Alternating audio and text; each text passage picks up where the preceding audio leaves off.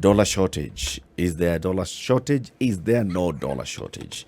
The government says there's no dollar shortage. Okay?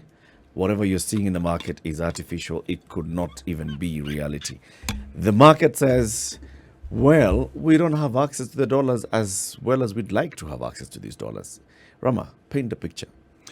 All right. So this is a problem that has been essentially coming into play, and it's gotten a lot worse over the last 2 years. It's sort of accelerated in 2022 for various factors. We've got the Russian invasion of Ukraine, which has made a mess of oil prices. It's made a mess of grain prices, which certainly hasn't helped matters at all.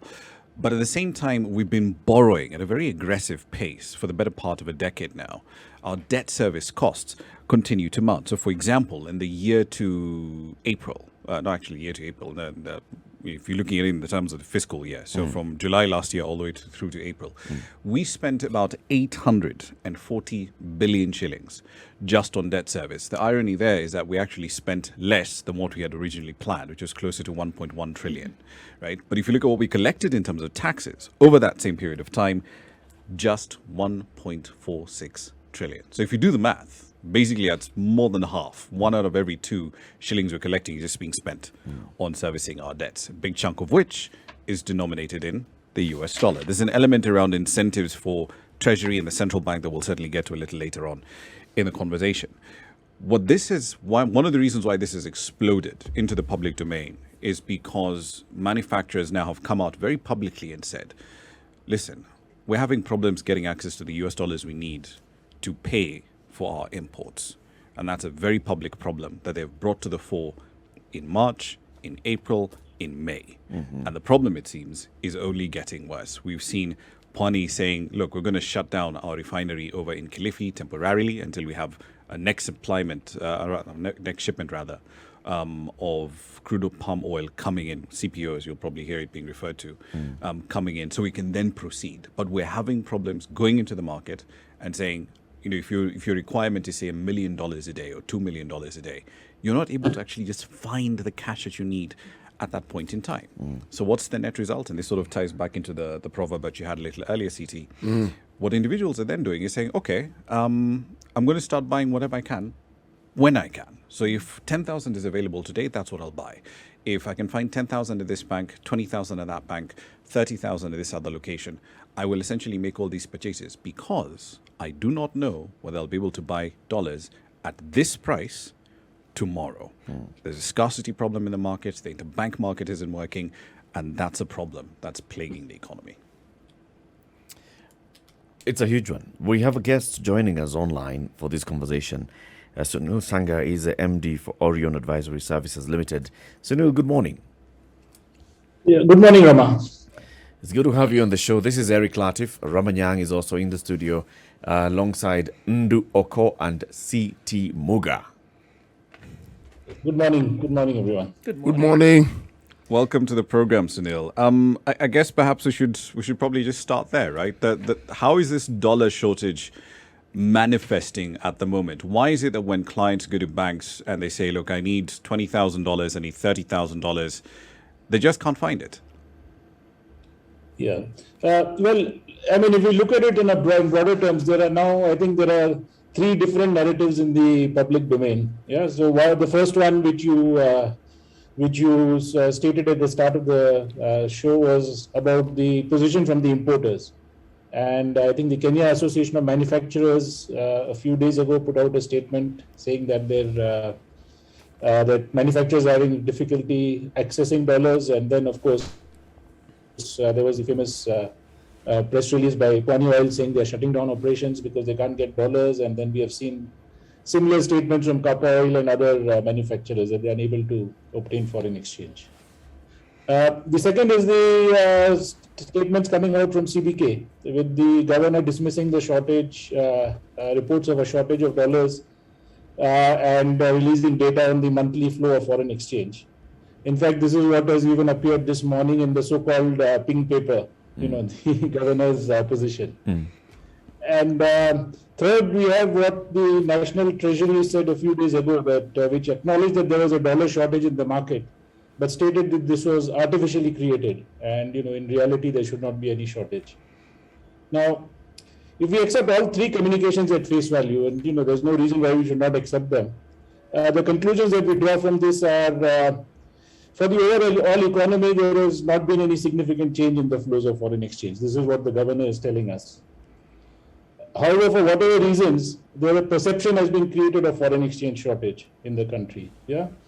Now, whether this is driven by the upcoming elections, uncertainty due to elections, whether due to the supply disruptions and the price spiral of commodities as a result of the Russia-Ukraine war, or any number of other factors, this is the perception that is there in the market. Now, and the perception element essentially becomes reality to the extent that, I mean, if you have on one hand government saying, look, we've got 8.3 billion is the last number I looked at, yes, in dollar reserves, but at the same time you go to your bank and you can't find the dollars that you need. I mean, from a user perspective, they'll be like, hang on, why should I trust any of my policymakers, right? There's something that's clearly wrong with the market. The market is not working as it should. yeah, well, markets work on perception. And, as the American political consultant Lee Atwater said, perception is reality. So markets work on perception and sentiment, and that is what we are seeing in the market. So it is a fact that today in the market, there is a shortfall of dollars. Yeah.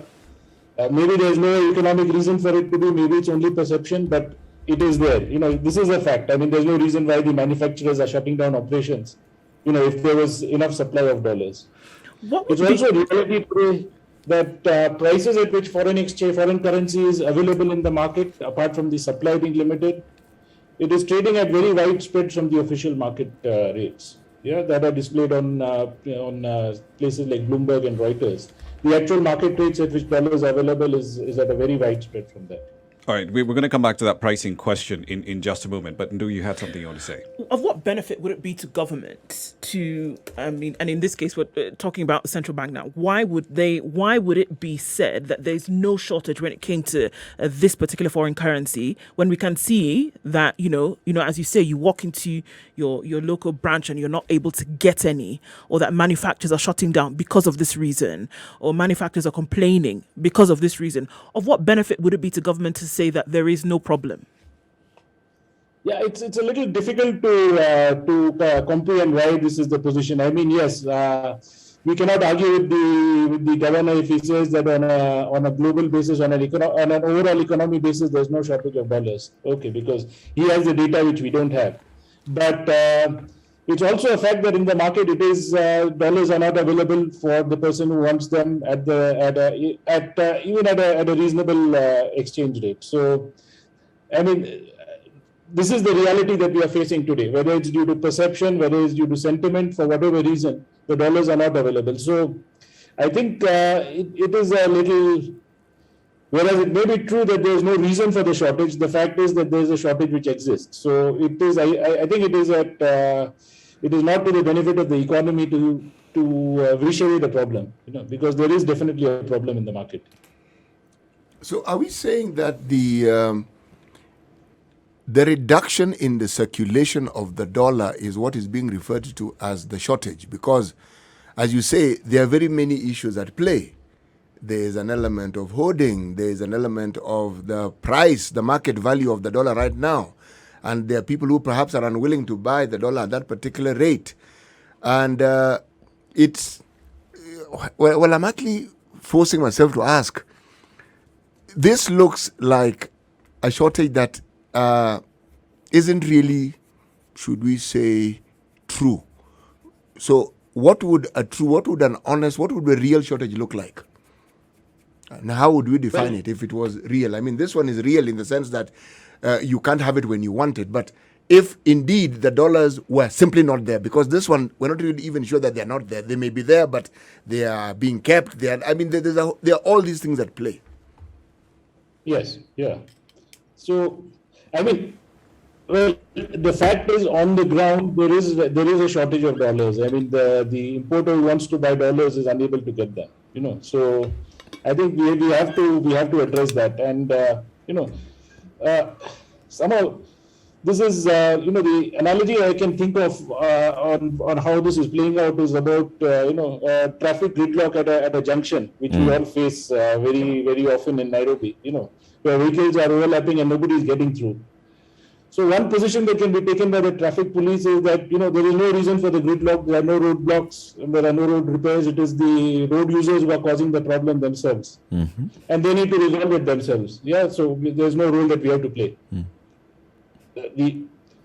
Which they will over a period of time. There will be hooting, there will be, frayed tempers, there will be missed appointments, there will be waste of fuel.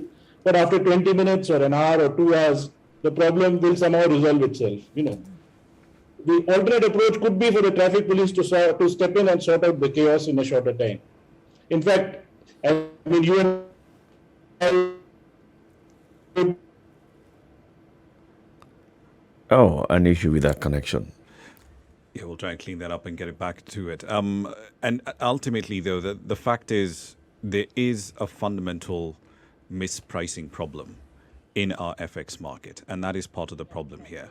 Sunil, are you back with us? Is the audio much better now?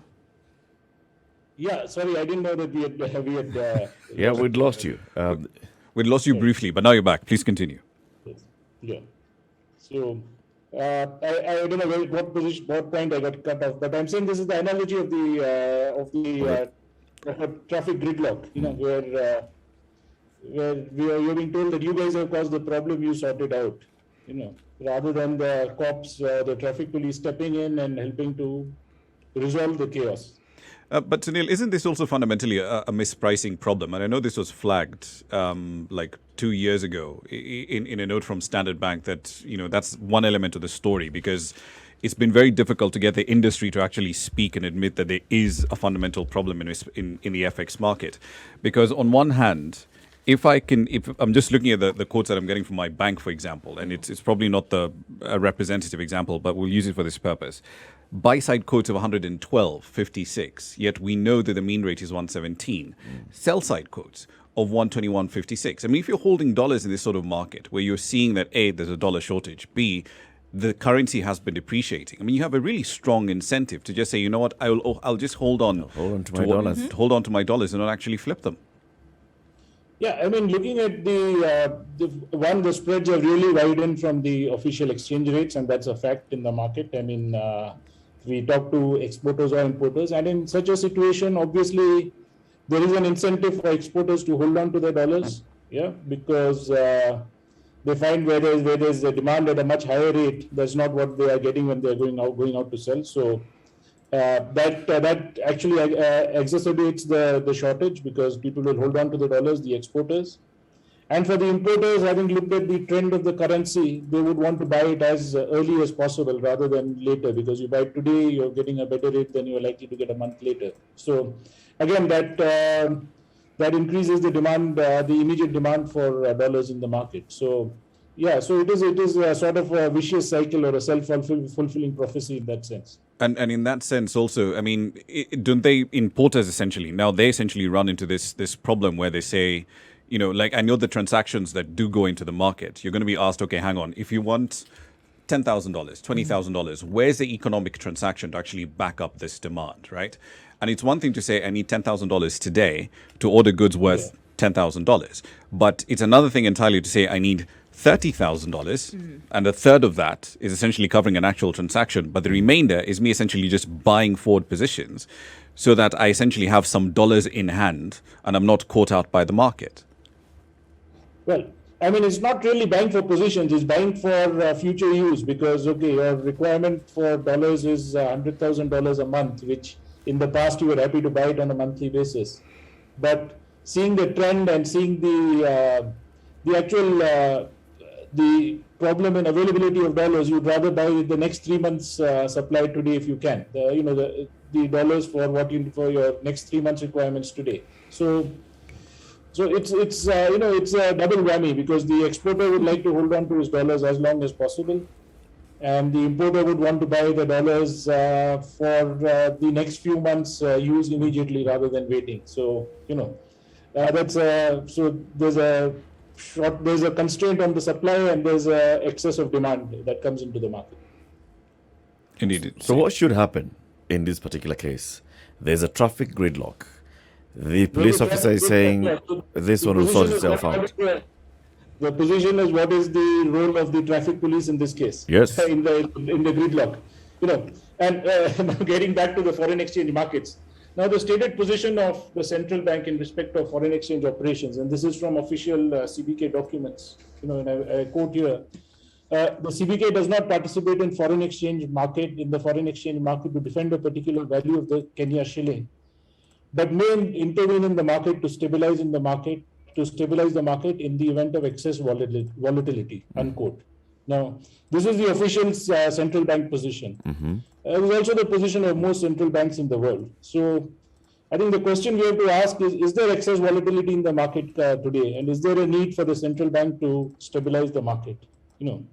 So, in my view, and I'm guess of many other people in the market, it is imperative to restore the smooth functioning of the market, because the smooth functioning is currently disrupted, and this needs to be done expeditiously. This market is too important. The reasons why the instability occurred and what corrective action needs to be taken, what punitive action needs to be taken, if any, this can be done in parallel or even subsequently, but it is important to restore the smooth functioning of the markets. In a normal situation, would you see that the market would then self-regulate and then get back on its feet, from a belly-up position? That's part 1A. Part 1B of the question would be, in this case, then what would be done to have this regulation take place now? Yeah, so I don't think there's a need for regulation. There is a disruption in the market for whatever reasons. Maybe as we have said, it's largely due to perception, sentiment. So at this stage, I think there's a requirement for the central bank to step in to sort out the mismatches in the flow, to change market expectations or market sentiment. And then if there is a corrective action or punitive action, if people are found to be taking, let's say, taking positions which are unjustified in the market, then definitely punitive action can be taken. But that's a subsequent it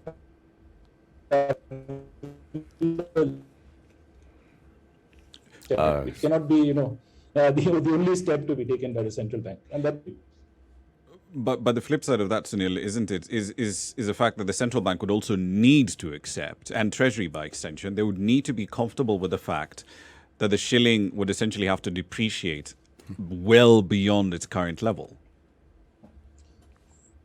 Yeah, well, the shilling has to find its value. Today the perception, because of how the shilling has gone over the how the value has gone, is that the shilling is in a sort of free fall, and there's only one-way traffic on the exchange rate for the shilling. Yeah, and the current sentiment and the current markets are just, it is again self-fulfilling. Yeah, so.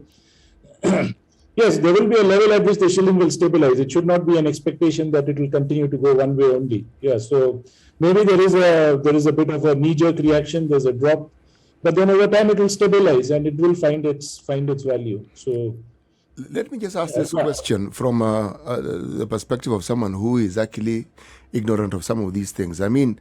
My reading tells me that Malawi faced a similar problem and they devalued their currency by 25%. Now, what does that devaluing actually give us? How does it help stabilize the shilling, and how does it help bring about the situation that we're trying to, should we say, stabilize? How does that help? Sunil, you can go first on this one. Yeah, sorry. So on this, we are not in a fixed exchange rate regime where there is an exchange rate which is kept, and then there is a one-step devaluation that is to be announced. We are in a free market on the foreign exchange. If you recollect, a few years ago, the shilling actually fell very sharply. I think I can't remember. Probably went to about 107 or. Yeah, the 2011 crisis went on all the way to 107. And then it came back and stabilized and was at the level of 100 for a fairly long time. It stabilized. So again, if the market is allowed to find its value, maybe we'll see a knee-jerk reaction where the shilling goes into the 120s, into the low 120s for a brief time. But then it's possible that it appreciates again once there is an equilibrium found in the market and the market perception improves. All right. Just before we get into the break, because I know we're heading there, Sunil, you might have seen this in our Eurobonds yesterday, the 2024 note, which had been trading around, yields on that particular note were around 4% just as recently as early February. And yesterday, we hit 13.7% on that particular note. Virtually all the Eurobonds we have now, the yields are well over 10%. Could you break that down for us? What exactly, A, is driving yields to that level, and B, in layman's terms, why should people be concerned? Okay, so there are there are a number of factors why the rates of Eurobonds have gone up from what they were a few months ago. So one is, of course, the Eurobonds are internationally traded bonds. So the first point or the first issue or the first couple of points are actually international, nothing related to domestic Kenyan issues or Kenyan economy.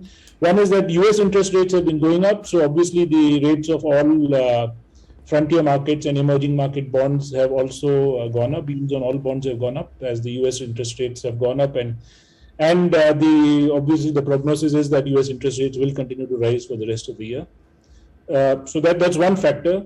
The second factor is the Russia-Ukraine war, which again causes this kind of an event causes a rush to safety, sort of. So a sell-off in emerging and frontier market bonds. So again, that's one of the second factors which is caused yields of, and this is across emerging markets, across frontier markets. All African bonds, for instance, the yields have gone up. So these are two factors.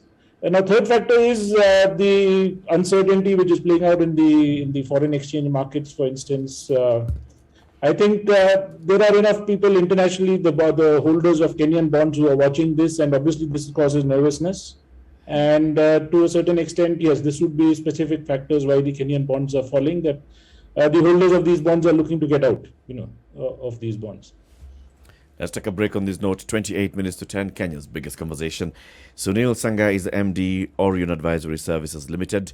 We are having a conversation about Kenya's dollar shortage. Why now? What comes next? What's happening with that? What's also happening with the Eurobond market, and what's happening to our Eurobond? This conversation is a hot one. Ramah, business journalist, is here with us. He's our guest host today, and that's what we are having. Let's take this quick break, take a look at the weather and traffic. We'll continue the conversation shortly. This is the Situation Room, the only way to start your day. Nduoko, CT Muga, Eric Latif. Our guest host is Ramah, and our guest joining us online this morning, Sunil Sangha, MD, Orion Advisory Services Limited. We're talking about Kenya's dollar shortage, what's coming up next, what's coming next. One of the industries that's really, really suffering here is the oil marketing companies. Their prices are fixed by the regulator. The regulator uses the interbank rate.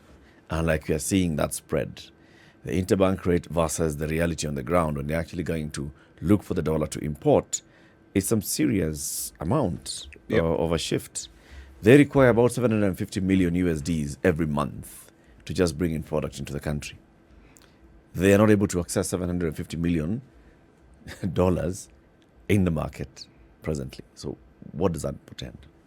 And on top of that, remember the fact that, the market, this huge spreads we're seeing now are basically a reflection of essentially, to quote a report that came out on this in 2020, there's a bifurcation in the market. There's a clear bifurcation. And there's the reported rate, which is 117, which is what the central bank keeps giving us in terms of the indicative rates that they sent out every morning. But what actual importers are having to pay on the ground is a completely different matter. And those spreads are extraordinarily wide. Essentially, it's a sentiment problem that has emerged in the market. And fixing that requires admitting that there is a problem. And the two people who essentially are, in charge of Treasury and in charge of central bank are basically saying, no, we don't see, you guys are seeing a fire. We don't see a fire. In fact, you're the guys are the problem. You're the ones causing this fire that you're imagining. And that's part of the problem here. As long as that tension is unresolved, this FX problem will just be there. But also, is it, Sunil, just playing the devil's advocate here, if you were the central bank governor or the PS or CS for the National Treasury, would you readily admit that there's a problem with your forex market? Would that not even make a bad situation worse in terms of perception? Well, it in the immediately, yes, it would cause a problem because, as I said, there would be a knee-jerk reaction. Yeah, but I think if we look at it over a longer term, it's maybe a pain worth taking, an immediate pain to resolve the situation to get back to normal markets as quickly as possible. Otherwise, this pain will continue, and there is definitely pain in the market. So, I mean, it's a question of do we do the surgery and get rid of the problem, or do we let the problem fester? And it's going to be even much more expensive to solve later on down the line, won't it? Exactly. It's much better to take the pain immediately and then solve the problem for the longer term. See, if we look at what happens, and you took the example of Malawi earlier, and this is a problem in a number of frontier market economies and African economies where there are parallel exchange markets. Yeah, where there is an official exchange rate and there is a parallel market or a grey market with some different exchange rates, and that's where you find this official devaluation having to happen. And I mean, it's a long time ago now, but we had the situation in Kenya in the 1990s as well. Where there was a parallel foreign exchange market which operated independent of the official exchange rates. Now that's something that I think nobody wishes that we go back to. That's one of the reasons why corrective action is required.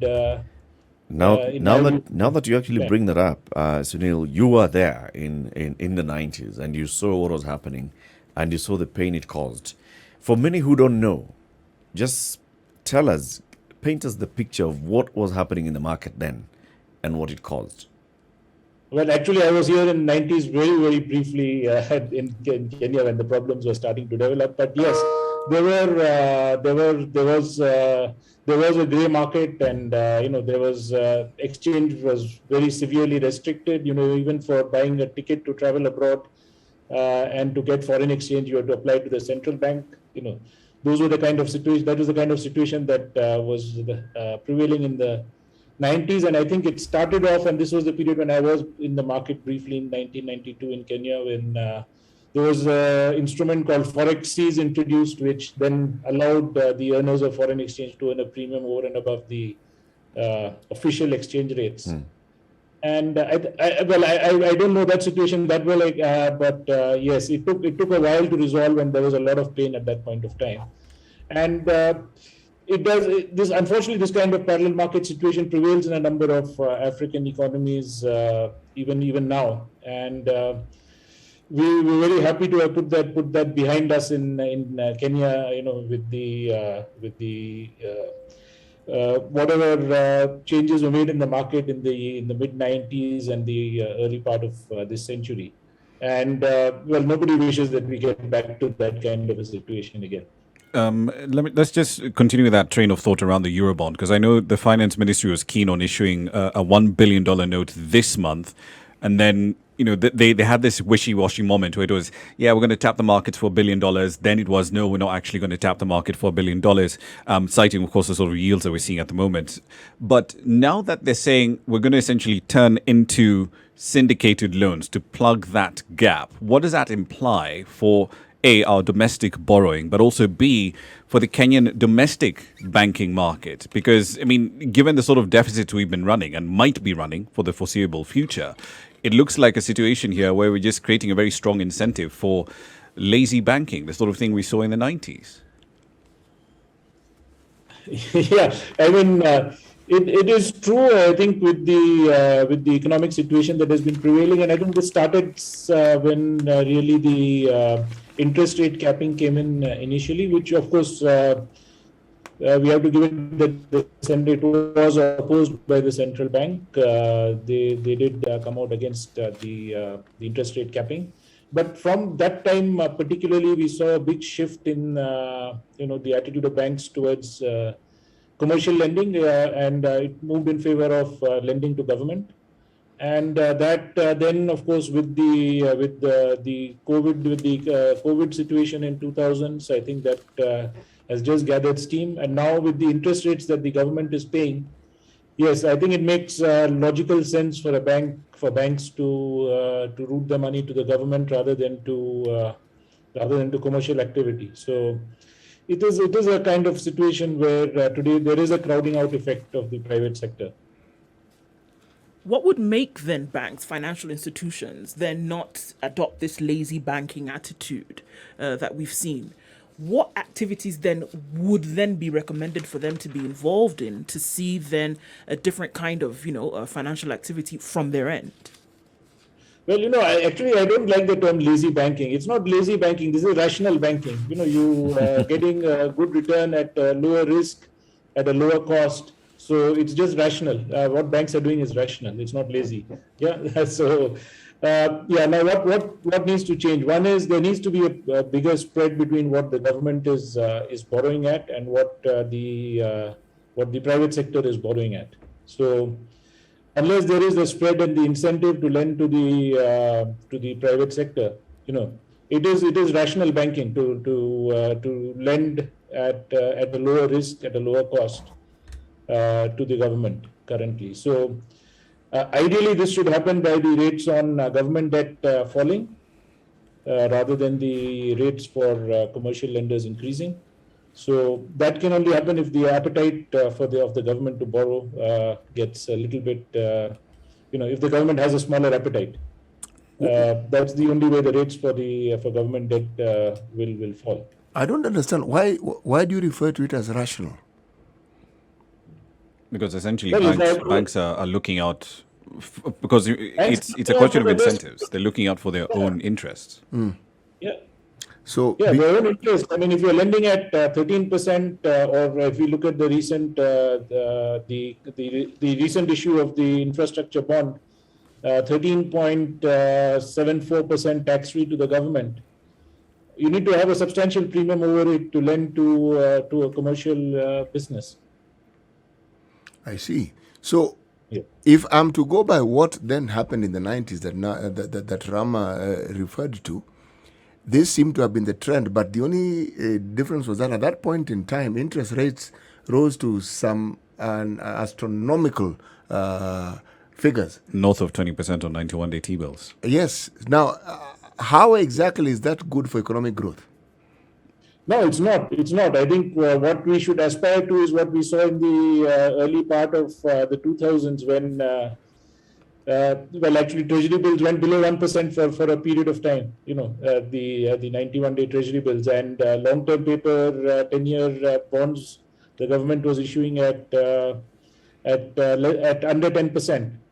And that's when we saw the banks all rushing to lend to commercial and personal loans. So that's really what we need to aspire to. Because this rational way of doing things, as you're saying, essentially, it drains whatever monies there may be, because once the government has it, then it means it's the government that has the bulk of it. So in reality, the banks don't really have that much more money to give or to lend to other entities. Yes. I'm simply arguing that it's short-sighted rationalism, if you ask me. I don't see how, because at the end of the day, when circumstances change, what then does the business person, the individual, what view do they have of their banks? What does it do to the relationship that individuals have with the banking sector? Yeah, well, it does get impacted. I mean, if you are finding it more and more difficult to get loans from your bank, yes, But as a person sitting in a bank or a CEO of a bank, I mean, if you have to lend to tax-free to the government at 13% plus, I mean, you need a rate of at least 17% or more at which you would lend to commercial enterprises. And the issue is in the economy that we are today. Can businesses afford to pay those kind of rates? Or to go back to your proverb, CT, if you're in a situation where individuals are looking out for their own interests, right? What's it that Adam Smith said? It's not by the benevolence of the butcher and the baker and the tailor that we are clothed and fed. It's by their own rational interests. I put this product into the market so I can do X, Y, Z, right? If in that sort of context, and it's roughly the same thing that's happening here. If people have an expectation, if the market view and the market sentiment is that there's a problem, the first instinct is going to be, how do I protect myself? Yeah. Now, if that means that I buy $10,000 when I need 5,000 because I don't know what future prices are going to look like, that's essentially what's going to happen. Case in point, in the early days of the pandemic, remember the days when toilet paper had to be rationed? Yes, I remember. There we go. But I also remember that it's the same logic that is prevailing now, because there are those who argue that what we're dealing with is a post-COVID response. That was a COVID response, but this is now post-COVID, because you're looking and you're saying, when COVID was afoot, not much was happening. Now everything has opened up.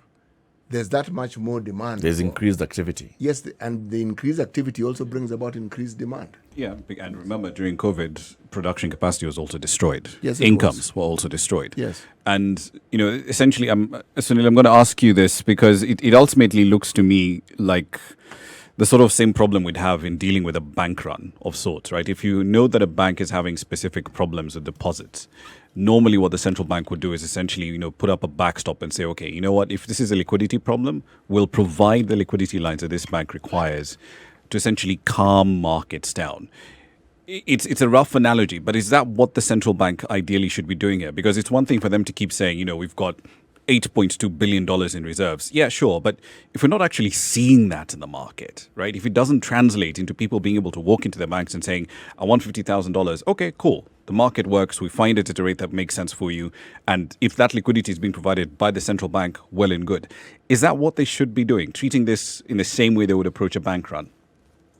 Yes, I mean, if the reserves are locked away and are not to be seen by anyone, then it doesn't really help the market. Yes, so yes, there are the reserves position is comfortable, as the central bank has been telling us repeatedly, but there needs to be a little bit of demonstration of that in the market to smoothen out the current disruption in the market, because there is a disruption. Let me throw in some conspiracy here. We are heading into an election. This is the proper campaign season, campaign financing. We all know expensive. Campaigns in Kenya are expensive. And many of the big campaigns are not just using money sourced locally, they're also getting money from other quarters. So let's say in other denominated currencies. Is there a likelihood that this is also that kind of thing? So you bring in $1 and you get 120 shillings out of it, which is better than getting 100 shillings out of it for your campaigns. No, I mean, I really don't. I mean, it's difficult to find that parallel. In fact, if there were dollars, or if there was financing coming in from abroad, we should actually be seeing a surplus of dollars in the market. And the campaigning season and the spending is well and truly on at this point. So I don't know. I find it difficult to draw a link to that. Okay. Okay, so I mean, I think for everybody at this, players in the market and those who are looking at situation and hoping that it doesn't exacerbate, is moving forward. I mean, I know that you would have said it would be then prudent for the central bank to step in and do something.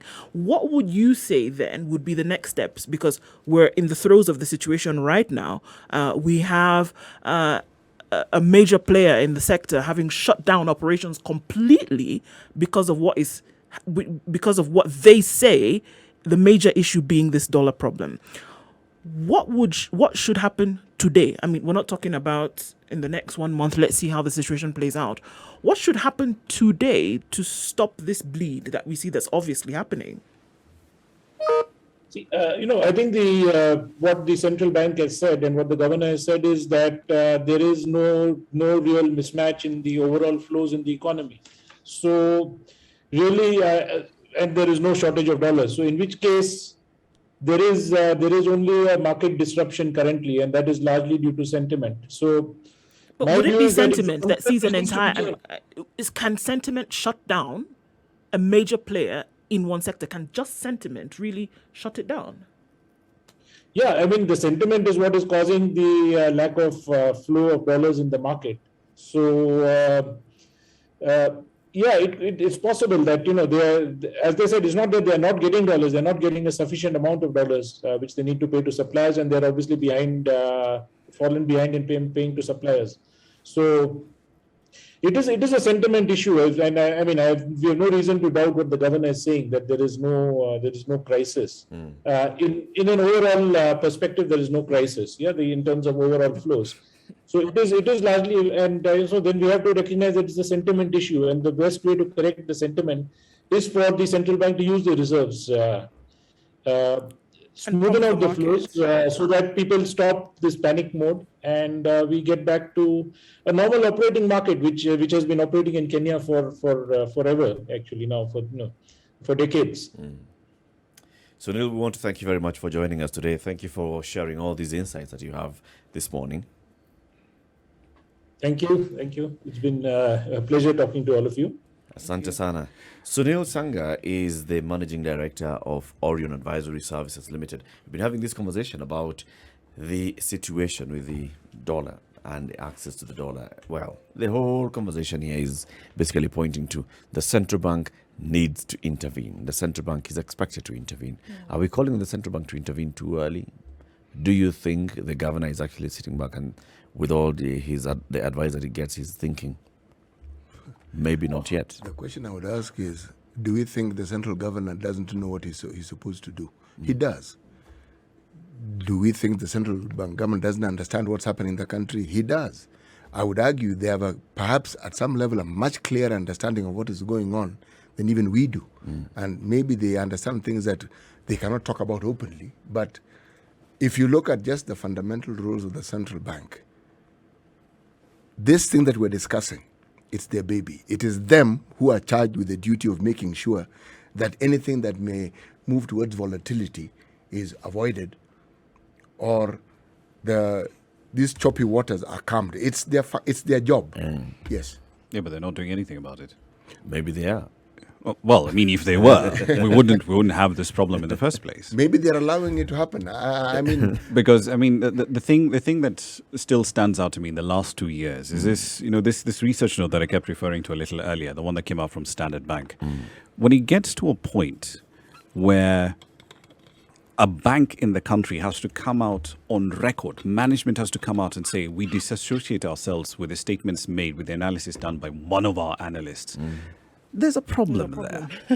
Like, there's a huge, and this is November 2020. And Ramah, what's the problem in your opinion? The problem here is that there's a lack of honesty and proper, clear information flow about what is actually happening in our FX market. The FX market, you speak to traders, you speak to manufacturers, they will tell you virtually unanimously, the FX market, the interbank market here, it's dead. It's not functioning as it should. Why?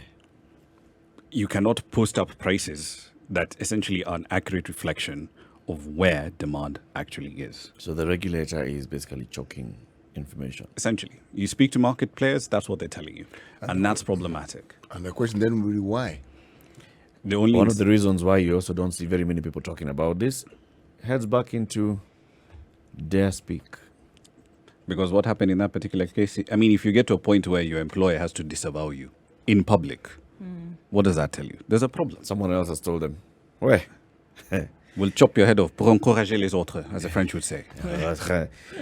Ramah, thank you very much for joining us today.